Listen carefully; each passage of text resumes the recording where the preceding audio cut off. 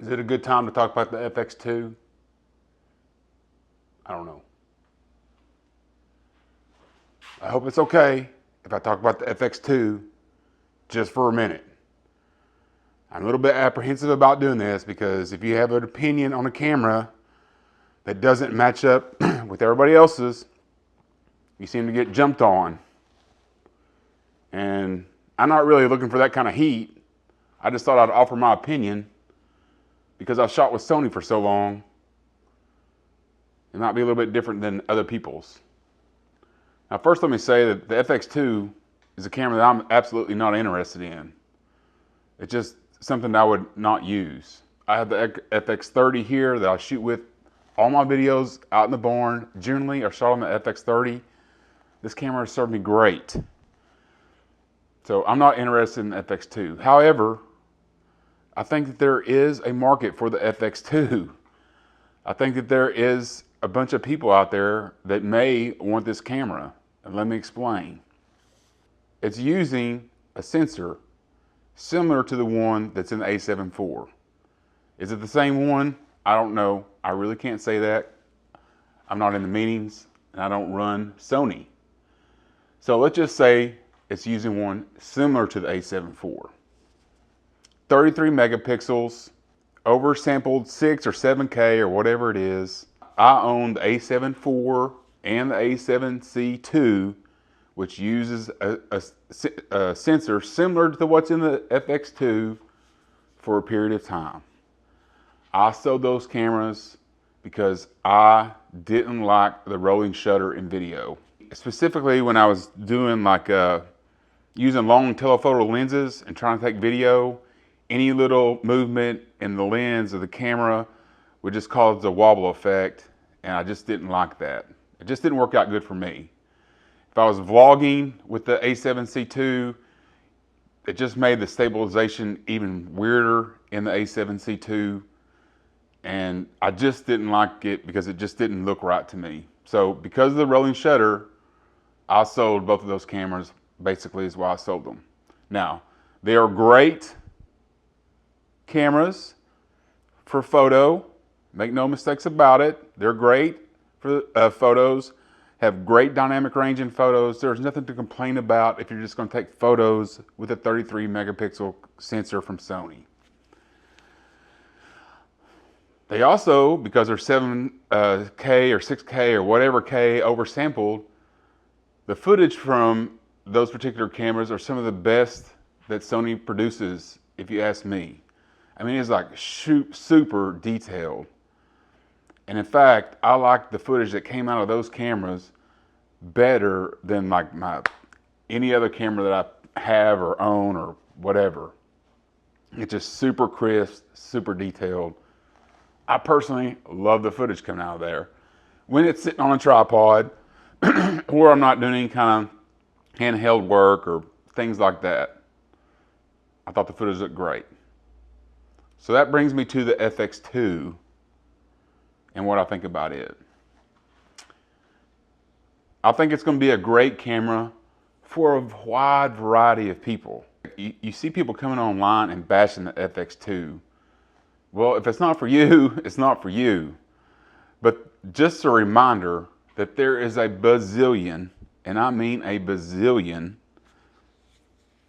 YouTube channels, production companies, streamers, all people like that who set the camera on a tripod and never move it. It never moves off the tripod. So rolling shutter is not going to be an issue. All this stuff is not going to be an issue. It's going to sit on a tripod. It's going to record for hours on end. It's not going to overheat, and the footage is going to look great. And then they don't want to spend the money on an FX3 because they don't need a sensor that goes 12,800. Matter of fact, a sensor that goes into the 4,000 range would probably be a much better fit. And it's going to be a lot cheaper than the FX3. So those type of people are going to absolutely love this camera. They're going to sit it on a tripod. They're going to put the autofocus on wide. It's going to track you. They're going to have no problems with that. It's going to run for hours. It's going to be perfect for them. Also, it has a viewfinder on it. Now, I don't know how many times I've been out in the field filming with my ZVE1 and wish I could see the screen better. Lots of times. Now, it is kind of weird. It looks weird. It kind of sticks off like a weird appendage, all that. But it's going to be useful to some people in the field because they're going to be able to see their image. They're going to be able to judge exposure with the viewfinder. While it's kind of weird, I think it's going to serve a purpose. Now you got all the people that are bashing on the camera, and I do understand that it doesn't have all the features of the newly announced Lumix camera. There's no doubt about it that Lumix currently is offering way more features in their cameras than Sony is. I wish I could tell you differently, but it is what it is. That's the fact of the matter. But it has to do whether those features make any difference to you or not. I've had the S1 II, the 24-60 lens, and all the accessories that I might need in my cart for a while now. Just sitting there, me deciding. And why haven't I pulled the trigger? Why haven't I go ahead and paid for that and bought it and waiting on the order to get to my house? Why haven't I done that? Well, here's the deal. The S1 Mark II main feature that Sony's missing is open gate. Currently, with what I do, open gate is not that big of a deal. I'm going to be quite honest with you. Now, one day it might be a big deal. If I go out and start getting client shoots and things of that nature, obviously open gate is going to be a huge deal. But for what I do on the regular, what I do right now, it's not necessary. So that feature doesn't mean anything to me currently. Now, it also has a bunch of monitoring tools in it. You hear about that. False color, waveforms, vector scopes, all that stuff. I have most of that stuff in the S9. To be honest with you, I don't even know how to use them to their fullest potential.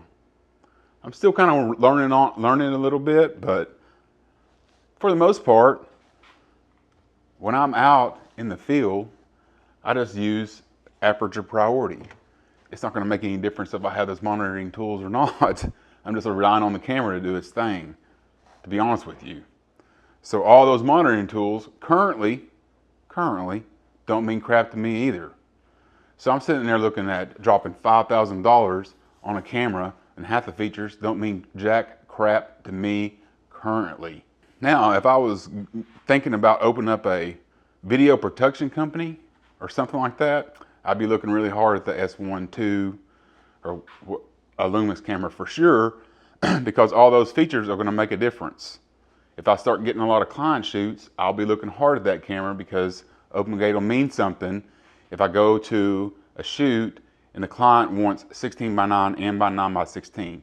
Now, don't think for a second that you can't crop 16:9 into a vertical format and get away with it, because I did it all last year in football season, filming what I did for football.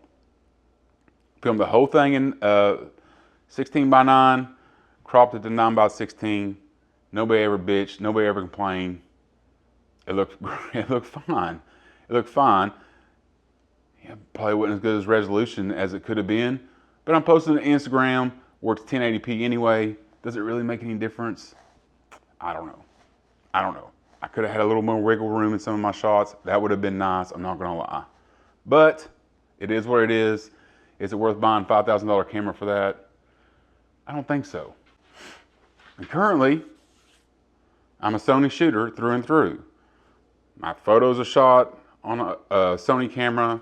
All my videos are shot on the Sony camera. I have all pretty much Sony lenses, except for, the S9, which I just use to kind of mess around with. Why is that important to be all on one system? Well, I want all my video to look similar, so I can use the different cameras that I have and match them all up, no problem at all. And I want all my photos to kind of look the same as well, because I'm working on my style. So I don't want to be taking half the photos with the Sony camera, half the photos with the Lumix camera, melding them all together. They're not going to look the same. The videos, the photos, all that stuff's not going to look the same. So right now, and then when I go to an event to take any kind of photos or videos, if I'm taking two different cameras with me, I can share the lenses.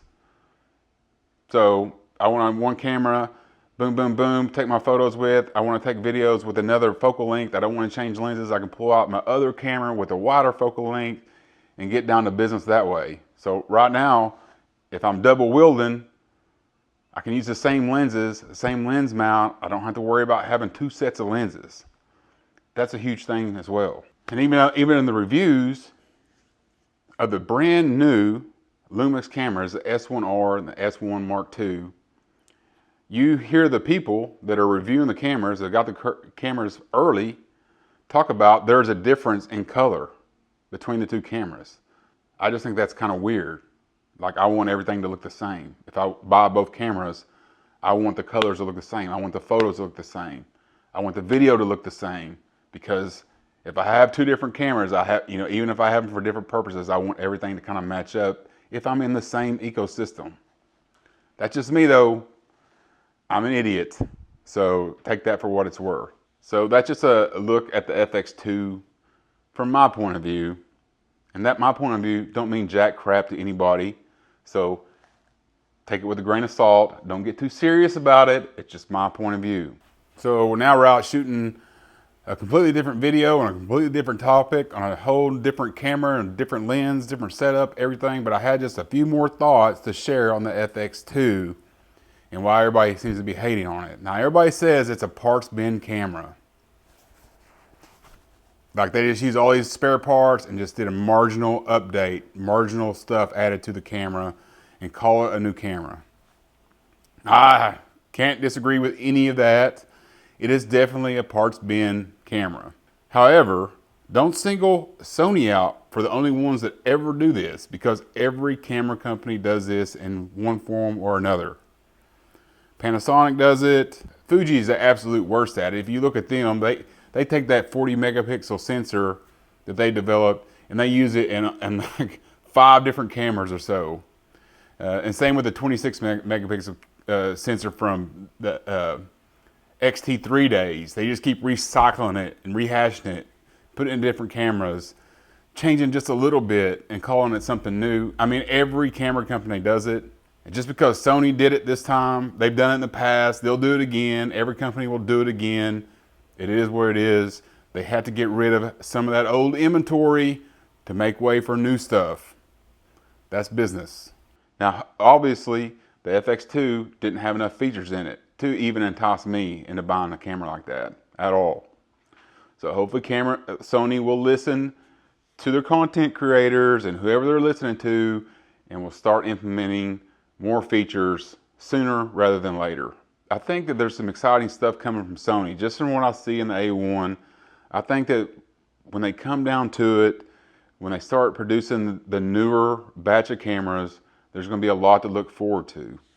Hopefully they can get some of those features in the camera that everybody's clamoring for, because obviously that's what people are wanting, and hopefully it makes it to the new ones somehow. Just my little thoughts for the day. Hope you've enjoyed the video. Thanks for watching, and we'll see you on the next one.